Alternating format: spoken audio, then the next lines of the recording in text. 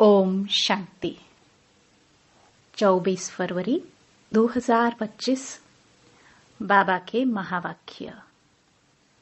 मीठे बच्चे, यह रूहानी हॉस्पिटल तुम्हें आधा कल्प के लिए एवर हेल्दी बनाने वाली है।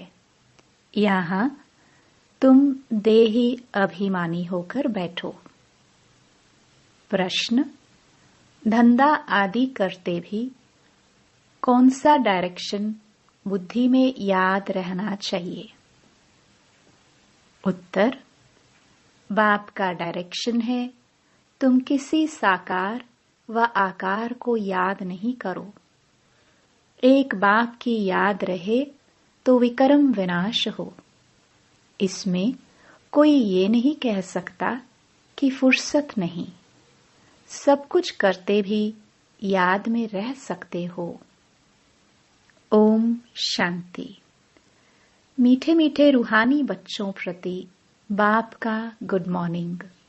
गुड मॉर्निंग के बाद बच्चों को कहा जाता है, बाप को याद करो। बुलाते भी हैं, हे पतित पावन, आकर पावन बनाओ। तो बाप पहले पहले ही कहते हैं, रूहानी बाप को याद करो। रूहानी बाप तो सबका एक ही है। फादर को कभी सर्वव्यापी नहीं माना जाता है। तो जितना हो सके बच्चे पहले पहले बाप को याद करो। कोई भी साकार व आकार को याद नहीं करो, सिवाय एक बाप के। यह तो बिल्कुल सहज है ना। मनुष्य कहते हैं हम बिजी रहते हैं, फुर्सत नहीं, परंतु इसमें तो फुर्सत सदैव है। बाप युक्ति बतलाते हैं, यह भी जानते हो, बाप को याद करने से ही हमारे पाप भस्म होंगे। मुख्य बात है यह, धंधे आदि की कोई मना नहीं है। वह सब करते हुए सिर्फ बाप को याद करो तो विक्रम विनाश हो। यह तो समझते हैं हम पतित हैं। साधु संत ऋषि मुनि आदि सब साधना करते हैं। साधना की जाती है भगवान से मिलने की। सो जब तक उनका परिचय न हो तब तक तो मिल नहीं सकते। तुम जानते हो, बाप का परिचय दुनिया में कोई को भी नहीं है। देह का परिचय तो सबको है। बड़ी चीज का परिचय झट हो जाता है। आत्मा का परिचय तो जब बाप आए तब समझाए। आत्मा और शरीर दो चीजें हैं। आत्मा एक स्टार है और बहुत सूक्ष्म है, उनको कोई देख नहीं सकते। तो यहाँ जब आकर बैठते हैं तो देही अभिमानी होकर बैठना है। यह भी एक हॉस्पिटल है ना, आधा कल्प के लिए एवर हेल्दी होने की। आत्मा तो है अविनाशी, कभी विनाश नहीं होती। आत्मा का ही सारा पाठ है। आत्मा कहती है मैं कभी विनाश को नहीं पाती हूँ। इतनी सब आत्माएं अविनाशी है, शरीर है विनाशी। अब तुम्हारी बुद्धि में यह बैठा हुआ है कि हम आत्मा अविनाशी है। हम 84 जन्म लेते हैं। ये ड्रामा है। इसमें धर्म स्थापक कौन कौन कब आते हैं, कितने जन्म लेते होंगे, यह तो जानते हो। 84 जन्म जो गाए जाते हैं जरूर किसी एक धर्म के होंगे। सभी के तो हो न सके। सब धर्म इकट्ठे तो आते नहीं। हम दूसरों का हिसाब क्यों बैठ निकाले। जानते हैं फलाने फलाने समय पर धर्म स्थापन करने आते हैं, उसकी फिर वृद्धि होती है। सब सतो प्रधान से तमो प्रधान तो होने ही है। दुनिया जब तमो प्रधान होती है तब फिर बाप आकर सतो प्रधान सत्युग बनाते हैं अभी तुम बच्चे जानते हो, हम भारतवासी ही फिर नई दुनिया में आकर राज्य करेंगे और कोई धर्म नहीं होगा। तुम बच्चों में भी जिनको ऊंच मर्तबा लेना है वह जास्ती याद में रहने का पुरुषार्थ करते हैं और समाचार भी लिखते हैं कि बाबा हम इतना समय याद में रहता हूँ। कई तो पूरा समाचार लज्जा के मारे देते नहीं, समझते हैं बाबा क्या कहेंगे, परंतु मालूम तो पड़ता है ना। स्कूल में टीचर स्टूडेंट्स को कहेंगे ना कि तुम अगर पढ़ेंगे नहीं तो फेल हो जाएंगे।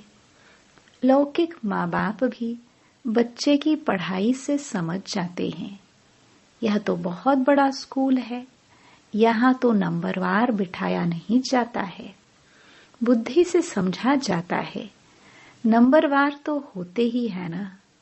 अब बाबा अच्छे अच्छे बच्चों को कहाँ भेज देते हैं, वह फिर चले जाते हैं तो दूसरे लिखते हैं हमको महारथी चाहिए।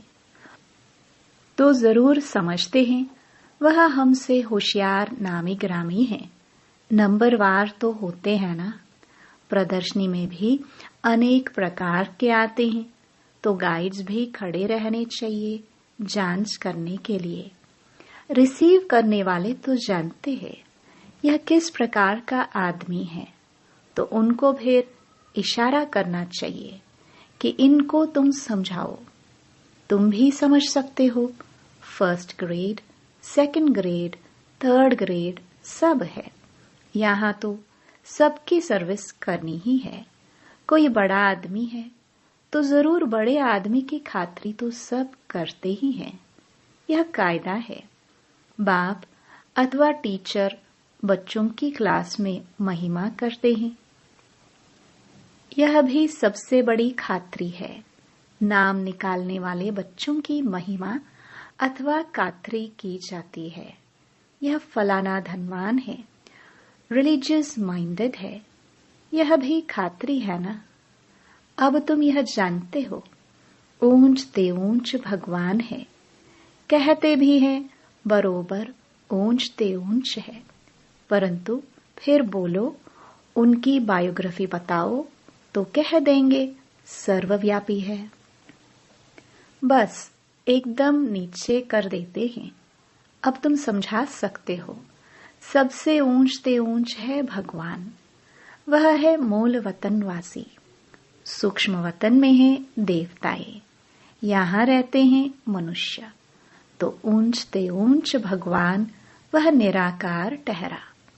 अभी तुम जानते हो हम जो हीरे मिसल थे सो फिर कौड़ी मिसल बन पड़े हैं, फिर भगवान को अपने से भी जास्ती नीचे ले गए हैं, पहचानते ही नहीं है।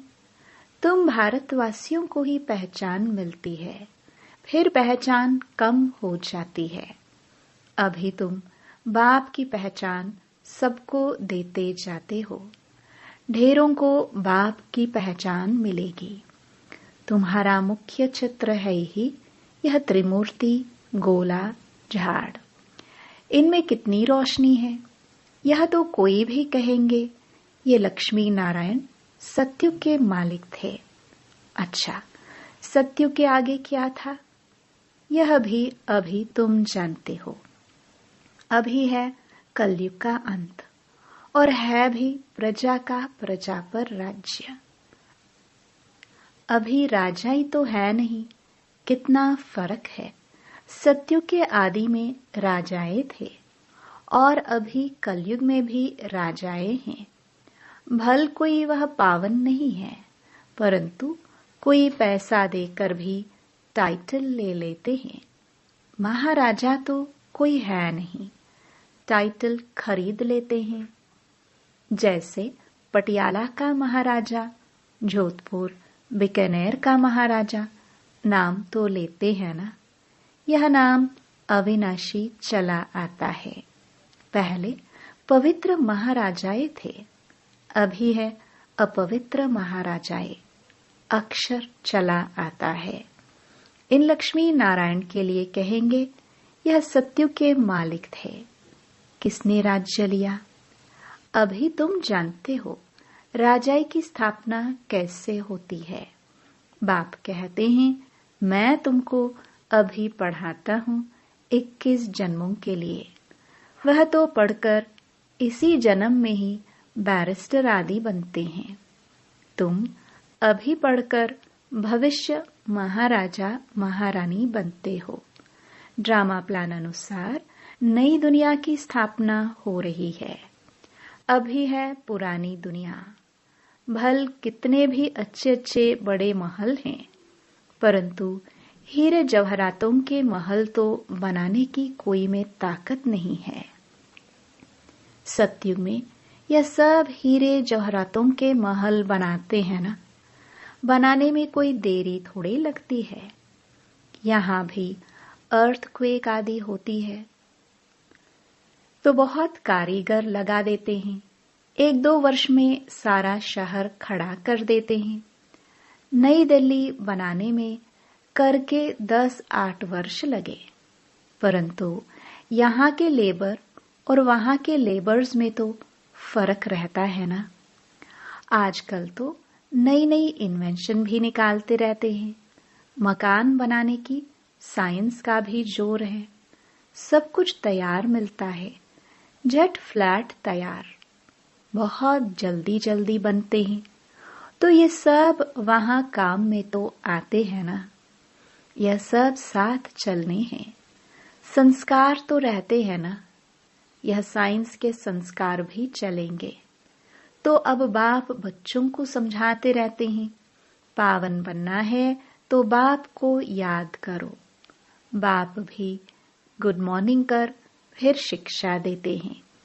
बच्चे बाप की याद में बैठे हो, चलते फिरते बाप को याद करो, क्योंकि जन्म जन्मांतर का सिर पर बोझा है। सीढ़ी उतरते उतरते 84 जन्म लेते हैं। अभी फिर एक जन्म में चढ़ती कला होती है। जितना बाप को याद करते रहेंगे उतना खुशी भी होगी, ताकत मिलेगी। बहुत बच्चे हैं जिनको आगे नंबर में रखा जाता है, परंतु याद में बिल्कुल रहते नहीं हैं। भल ज्ञान में तीखे हैं, परंतु याद की यात्रा है नहीं। बाप तो बच्चों की महिमा करते हैं। यह भी नंबर 1 में है तो जरूर मेहनत भी करते होंगे ना। तुम हमेशा समझो कि शिव बाबा समझाते हैं तो बुद्धि योग वहां लगा रहेगा। यह भी सीखता तो होगा ना। फिर भी कहते हैं बाबा को याद करो। किसको भी समझाने के लिए चित्र है। भगवान कहाँ ही जाता है निराकार को, वह आकर शरीर धारण करते हैं।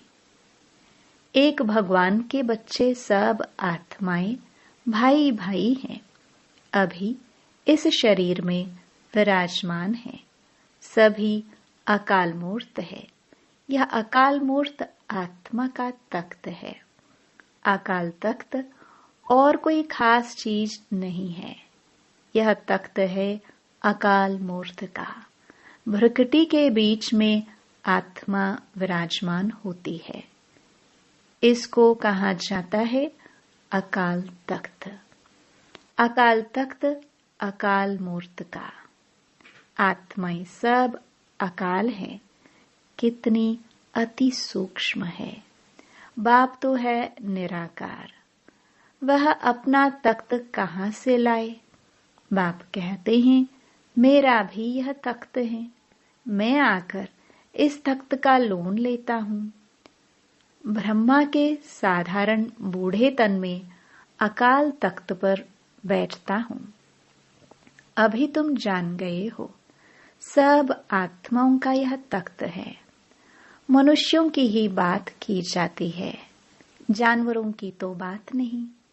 पहले जो मनुष्य जानवर से भी बदतर हो गए हैं, वह तो सुधरे। कोई जानवर की बात पूछे, बोलो, पहले अपना तो सुधार करो। सतयुग में तो जानवर भी बड़े अच्छे फर्स्ट क्लास होंगे। खिचड़ा आदि कुछ भी नहीं होगा। किंग के महल में कबूतर आदि का किचड़ा हो तो दंड डाल दे, जरा भी किचड़ा नहीं।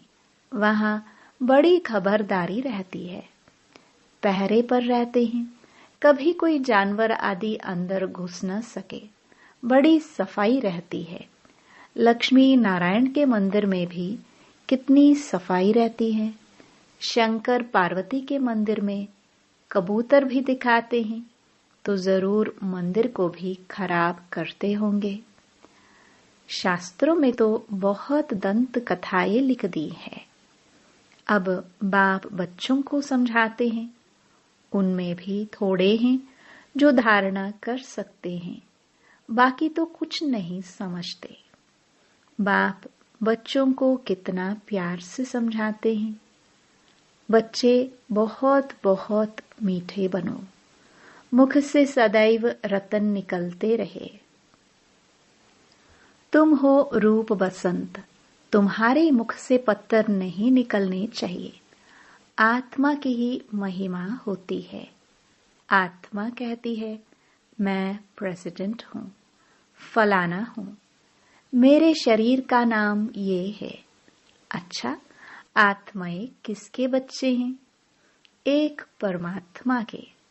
तो जरूर उनसे वर्षा मिलता होगा। वह फिर सर्वव्यापी कैसे हो सकता है? तुम समझते हो, हम भी पहले कुछ नहीं जानते थे। अभी कितनी बुद्धि खुली है। तुम कोई भी मंदिर में जाएंगे, समझेंगे यह तो सब झूठे चित्र है। 10 बुझाए वाला, हाथी की सूंड वाला कोई चित्र होता है क्या? ये सब है भक्ति मार्ग की सामग्री। वास्तव में भक्ति होनी चाहिए एक शिव बाबा की, जो सबका सद्गति दाता है।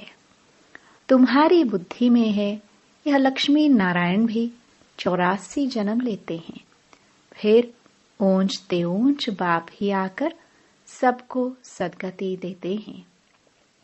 उनसे बड़ा कोई है नहीं। यह ज्ञान की बातें तुम्हारे में भी नंबरवार धारण कर सकते हैं। धारणा नहीं कर सकते तो बाकी क्या काम के रहे? कई तो अंधों की लाठी बनने के बदले अंधे बन जाते हैं। गऊ जो दूध नहीं देती तो उसे पिंजरपुर में रखते हैं। यह भी ज्ञान का दूध नहीं दे सकते। बहुत है जो कुछ पुरुषार्थ नहीं करते, समझते नहीं कि हम कुछ तो किसका कल्याण करें। अपनी तकदीर का ख्याल ही नहीं रहता है। बस जो कुछ मिला सो अच्छा। तो बाप कहेंगे इनकी तकदीर में नहीं है। अपनी सद्गति करने का पुरुषार्थ तो करना चाहिए।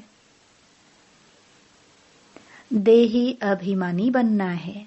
बाप कितना ऊंच ते ऊंच है, और आते देखो कैसे पतित दुनिया पतित शरीर में है। उनको बुलाते ही पतित दुनिया में है।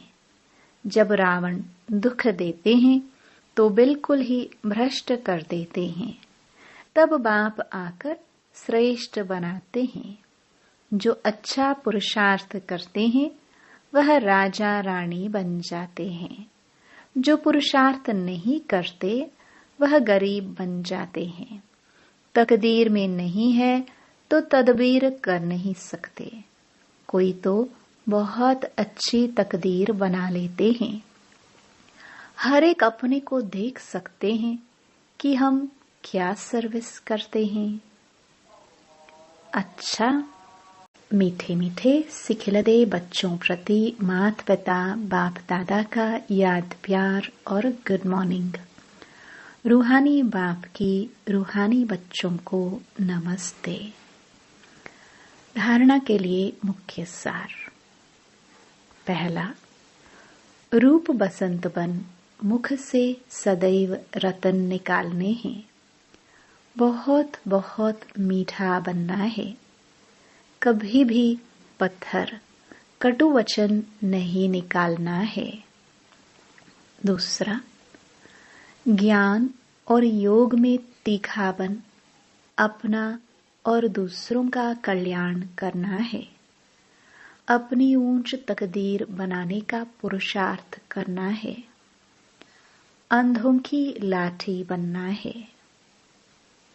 वरदान, संतुष्टता द्वारा सर्व से प्रशंसा प्राप्त करने वाले सदा प्रसन्नचित्त भव।